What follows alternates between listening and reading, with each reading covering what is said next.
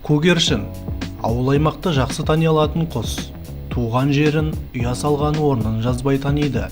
Көгершінді ұстап алып, алысқа апарып тастаса да, ұясын іздеп табатын киелі құс. Мұны ежелгі адамдар да байқаған. Содан көгершінді пошташы қызметіне алып, қарым-қатынас құралына айналдырған. Сәлем достар, пайдалы ақпарат арнасына қош келдіңіздер.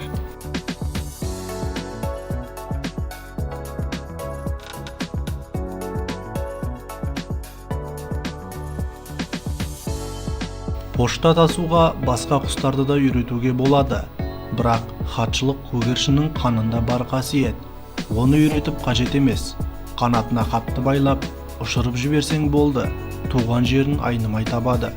Көгершіннің кемшілігі тек бір бағытта ғана, яғни үйіне қарай ұшатыны ғана. Француздар шағаланы, орыстар сұңқарды, ағылшындар қарлығашты пошта тасуға үйретіп көрген.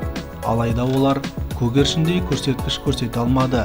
Көгершін жылдам, ауа райына қарамайды. Көгершінді қолға үйретудің тарихына келсек, бәрі көне гректерден басталғанын көреміз. Көне Грекияда адамдар көгершінді туған жерінен ұстап әкетіп, хат байлап қайта ұшырып жіберетін.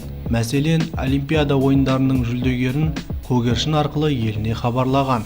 1176 жылы Мысырда Нұраддин патшаның кезінде ресми түрде мемлекеттік көгершін пошта қызметі құрылған. Ал француздар көгершінді 1870-71 жылдары болған француз-неміс соғысында жиі пайдаланған. Тіпті немістер хабаршының жолын кесу үшін қаршығаны жіберіп көгершінді өлтіртетін. Бірақ француздар мұның да амалын тапқан екен. Көгершіннің тұяғына кішкентай ысқырық тағып жіберетін. Ысқырық құс ұшқан кезде ауаға үйкеліп, ащы дыбыс шығарады. Бұдан жыртқыш құстар қорқатын көрінеді. Қазіргі Ұлыбритания, бұрынғы Англияда Бірінші дүниежүзілік соғыс кезінде көгершін пошташылардың біріне армия полковнигі атағы берілген екен. Ал көз жұмған кезде шенмен бірге арулап көмген. 19 ғасырдың аяғында Гавай аралдарында хат хабар жеткізу үлкен мәселе болған. Өйткені мұхит кешіп өткенге кеме жоқ, аз. Арал тұрғындары көгершінді сол кезде қолдана бастаған. Пошташы құспен хатта ақшада жіберген екен. Ресейде 1890 жылы пошташы көгершіндердің қоғамы құрылып, спорттық жарыстар ұйымдастырылған. Спортшы көгершіндердің хабаршысы атты журнал шығарылған. Революциядан кейінгі жылдары Мәскеуде Дамашкев есімді құсшының атағы жер жарып, баптаған көгершіндері бірінен кейін бірі ерлік көрсеткен екен. Мәселен, Дамашкевтің көгершіндерінің бірі 1929 жылы КСР-да рекорд орнатып, 537 шақырым жерді 6 сағат 8 минутта ұшып жеткен. Көгершін орта есеппен 86 шақырым сағат жылдамдықпен ұшқан.